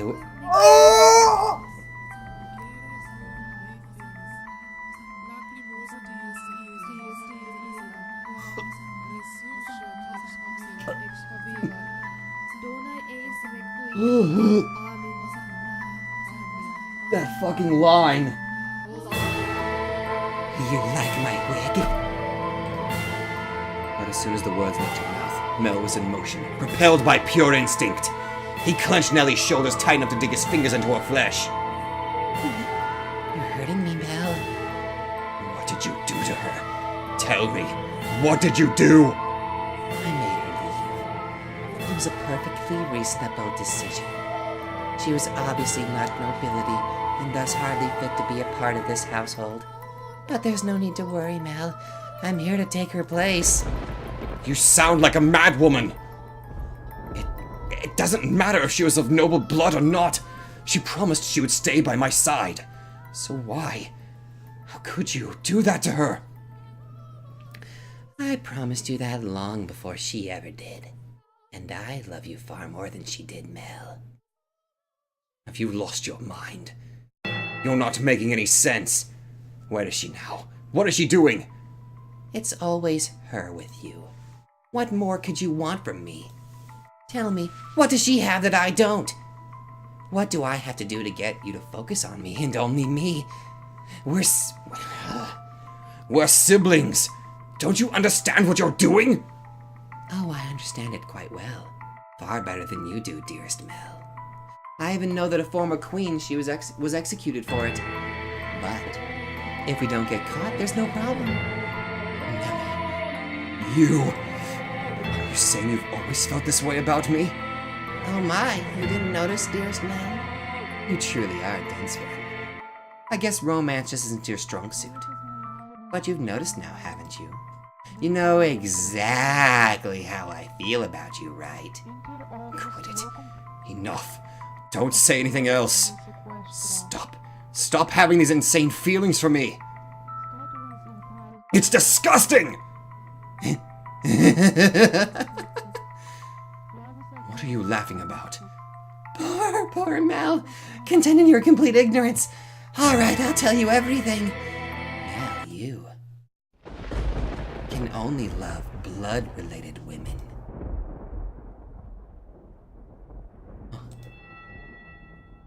His cackling sister appeared to him like some kind of inhuman life form. Her actions and incomprehensible exclamations slowly drained from him of his strength. What kind of deranged nonsense is that? I'd love her. She's... Your sister, Mel. Very funny. How far out of your mind have you gone, Nellie? Poor Mel. Do you honestly know nothing? Say that her father was a painter. Painted pictures for them. What of it? For a time, her father painted for our family. You've seen the picture before, dearest Mel. The one hanging in my room with the two of us. That was painted by your father. He did a good job, didn't he? I kept asking and asking until you finally agreed to hold my hand. And how'd you feel about that? You were rather embarrassed, weren't you? Do you remember that day, dearest Mel? You couldn't possibly remember it. But there's a chance you might remember this. Before we moved to this mansion, we had a painter with white hair. I don't remember any such thing. It was long ago. A painter in service to the Rose family. But that painter did something very, very bad. And because of that, he couldn't remain a part of our household. Oh my god, that's why the mother took her in. Oh my god. Do you know what he did, Mel? You lay with Mother. My father was chased from your house. If the child had been born with flaxen hair, then the painter would not have been thrown out. The baby would have been accepted as part of the family. But that wasn't how it turned out. The child had white hair. She didn't look at all like she carried the Rhodes family blood. But see, Mother had me. That I'm here is all the proof you need. The girl born 16 years ago didn't have flaxen hair. Up until his last breath, he was only ever concerned about me. He held me in his arms and ran his hands through my hair, an apologetic look on his face. You're talking total nonsense. What proof do you have? If you want to see it, I'll gladly show you. The artist left a message in the painting in my room. Tell me, am I truly wrong? What did that girl tell you? You're lying. What part of it's a lie, Mel? Everything I'm telling you is the truth. Why don't you go ask Mother? I'm sure she would throw quite the fit. Mother wouldn't. The mistress did not send me away when she saw me. Quite the opposite. She took me in as a servant. It never made sense to me. Why would she hire a maid she knew nothing about? Someone who just showed up at the door one day. And when I asked Mother to make her my maid, she stubbornly refused. From a good house. Don't make me laugh. If she were really nobility, she would have given us her name. But Mother was so desperate to cover up her mistake. It doesn't make any sense. I don't believe a word you're saying. It couldn't possibly be true. Wouldn't it be nice if you could bury your head in the sand? But Mel, feigning ignorance is a sin. No! I refuse to believe it. Not a chance in hell. You just don't understand anything. How I feel, how much I've suffered. Do you have any idea how long I've loved you, knowing that you would never accept my affection? But then fancy that! You fell in love with your half-sister. Then I should qualify for your love too. Shouldn't I, Belle? Stop it. Enough. Shut your mouth! Not another word. I don't believe any of this. Mel. I know you'll never love me. I know there's nowhere for me to run. Say, when we were kids, was that really me? Was I really by your side, Mel?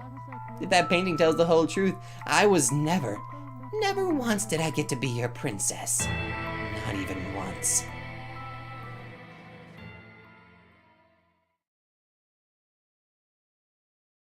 Dearest Mel, everyone just loves to dote on me. They're always telling me how pretty I am. Mother does, Father does, and all the maids do too. I can do anything I want. So for me, acting like a spoiled child is the only form of rebellion I have. I don't have the kind of freedom you do, Mel. I'm just a doll for the family to play with. When I have visitors, it's only ever for show. So it's not my fault that I don't have friends. Dearest Mel, you're the only one who's ever cared about me more than anything in the world. Dearest Mel, I always knew how I would react if you fell in love. I would cry my eyes out. I would envy her to death. I would get angry as a bull. But eventually I would have given up. I knew I could never have it my way after all. My feelings would never bear fruit. So why did she have to be your sister? Tell me, why?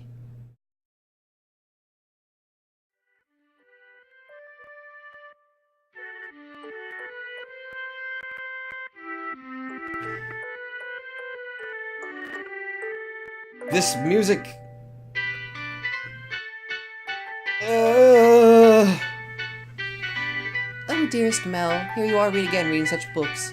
Your eyes will go bad if you spend too long staring at pages. I'll be fine, Nellie. It's not like I'm reading 24 hours a day. No, that's not good enough. If your eyes go bad, dearest Mel, you won't be able to see me anymore. You worry too much. I can see you fine and well, my princess. Your hair glimmering like the sun in your beautiful smile. I can see you clear as day, and that'll never change. Plus, the skies are clear today, so you're even more radiant than usual. You know, this is my favorite season. Winter is cold and there's so much rain. I can't stand it. Why is everything suddenly red? As it gets closer to my birthday, the clouds go away, and I just adore the sun. I don't like the way this song sounds. I really don't.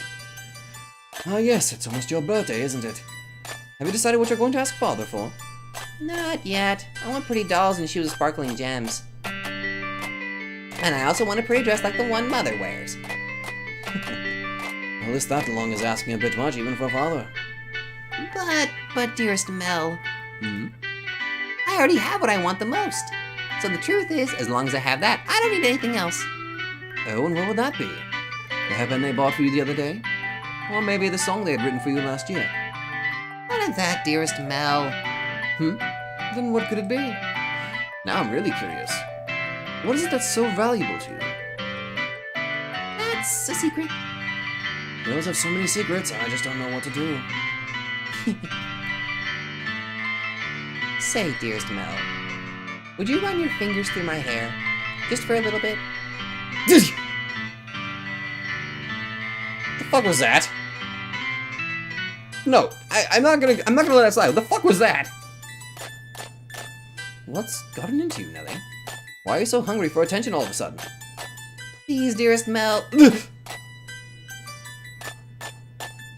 Oh, Nelly, what am I going to do with you? Come over here. And I want to sit on your lap. Yes, yes, as you wish, my beautiful, beautiful little princess. Say, dearest Mel, What is it this time, Nelly? right now, I'm so incredibly happy. Oh, and out of curiosity, who was it that you really cared so much about?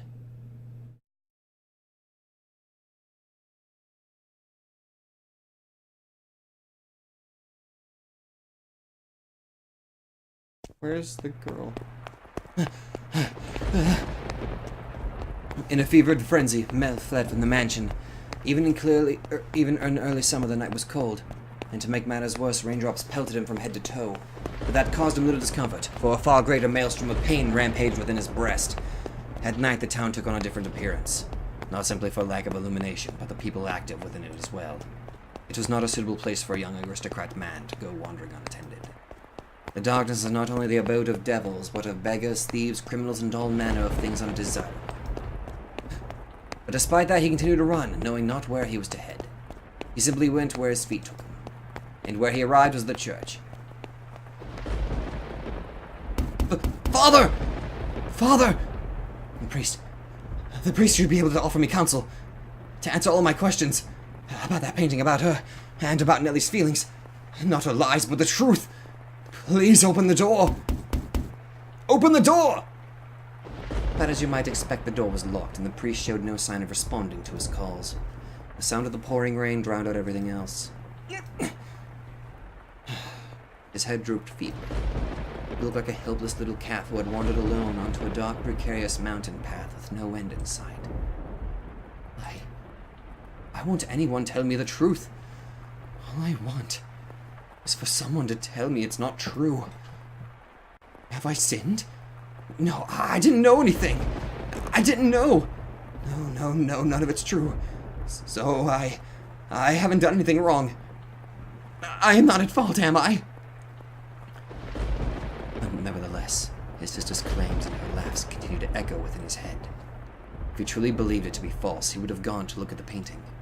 That he could not was an indication that uncertainty had a stronger grip on him. Fragmented images of a white-haired painter fluttered through the back of his mind, but he desperately shoved them aside. What good is the church? What good is theology? What good is God? Something moved near the boy. It stood immediately behind him and grasped his light dressing gown. He had been consumed in his own world that he had not noticed the person's presence until they were close enough to touch him. Who are you? Standing there was a beggar dressed in tattered rags. He's still begging at the church? The hooded beggar tentatively extended his hand toward Mel, pleading for relief with sad, slender fingers. Were he a generous young man, Mel would have given the beggar something. Were he generous, of course. Lord. Get your filthy hands off of me! I don't have a damned thing to give you right now! Don't you dare touch me! Suddenly, the beggar's head turned upward. My eyes catch the beggar's. Her hood fell back, revealing a hairless head. Why? And a pair of red eyes gazing bitterly, though with a familiar distinctive glimmer, at Mel. Red eyes. She immediately covered her face and turned to run. It can't be. The beggar that's always been here was a... But you said yourself that they would not survive much longer. How could you be so certain that she was the same beggar? Wait! Wait for me!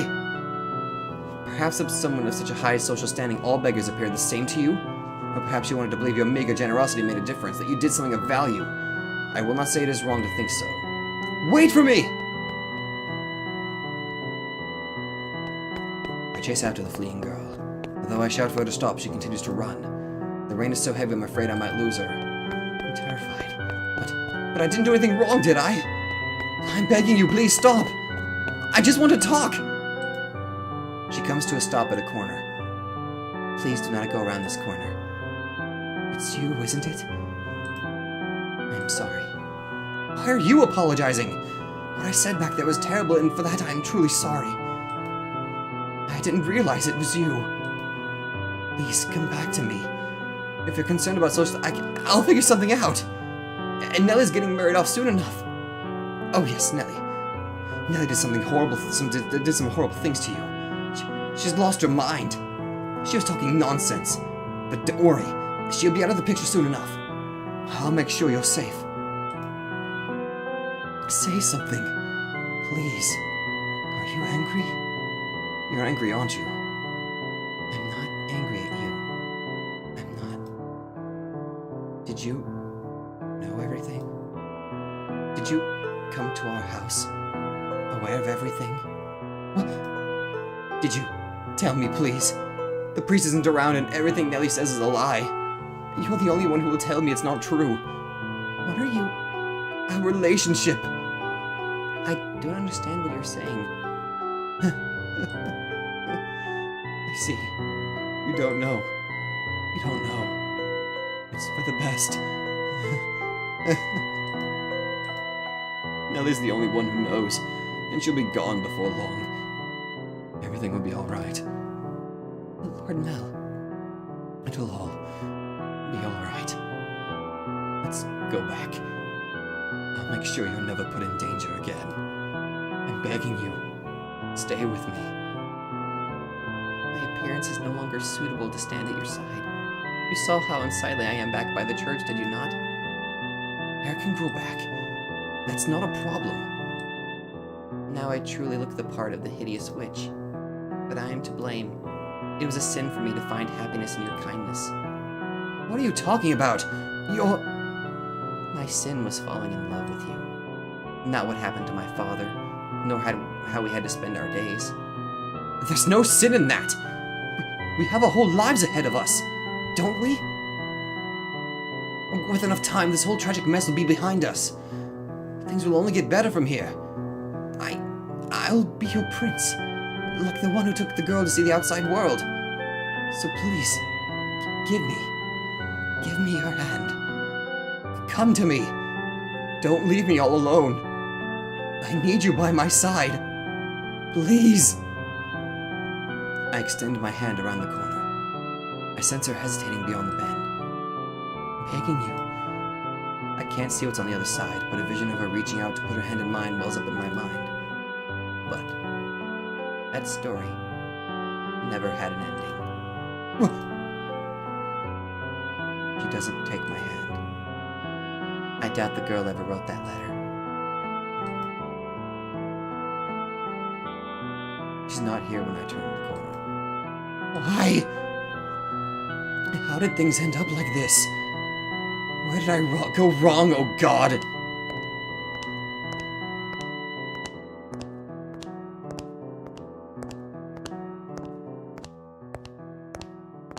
Your error was likely your kindness, thoughtlessly, haphazardly spreading your generosity. But that generosity came from your own desire to avoid pain, for your own happiness. What should I have done? can't take this. Everyone was happy. Ellie used to laugh and smile. She once meant the world to me. How did things end up like this? It's not my fault. I didn't do anything wrong. If you pretend like nothing happened, then perhaps they can go on smiling in your head. But regardless, you must follow the path you tread. It is your path alone. The path you chose when, in that moment, you decided to run. Make the wrong choice in those moments and you shall find yourself on the road to ruin. I would have been better off not knowing. Better off in the dark. I just wanted those tranquil days to last. They were supposed to last forever. At some point, your childhood must come to an end. And that ending may not be the one you anticipated. I can't stand this world. You yearned for a world that would treat you with kindness. What should I do? What should I have done? Someone, please help me. You should return now. If you spend too long out here, you are liable to catch a cold. Now, let us return to our own time.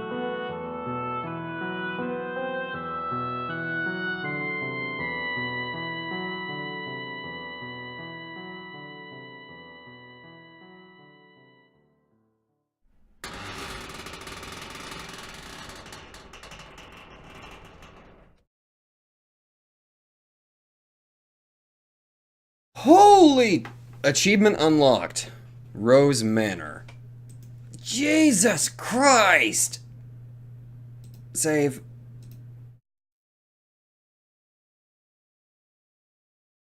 Oh my god! I was not expecting that! Holy shit!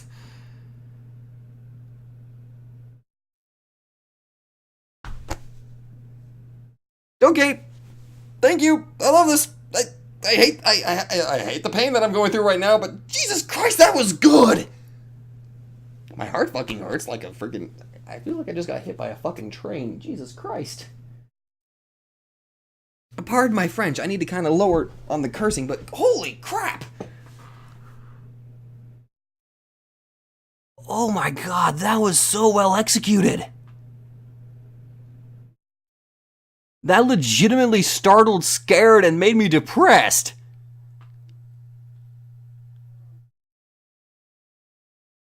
Holy shit. I can't wait to record more of this. Holy shit, I just realized we were going for 2 hours. No wonder my throat hurts so much.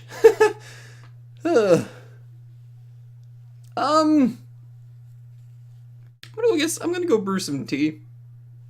Because I'm only now just starting to notice how much my throat is hurting right now. So, if you guys like this, be sure to let me know.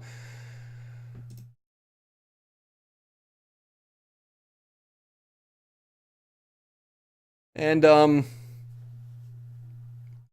thank you very much for watching. Oh my god. Oh.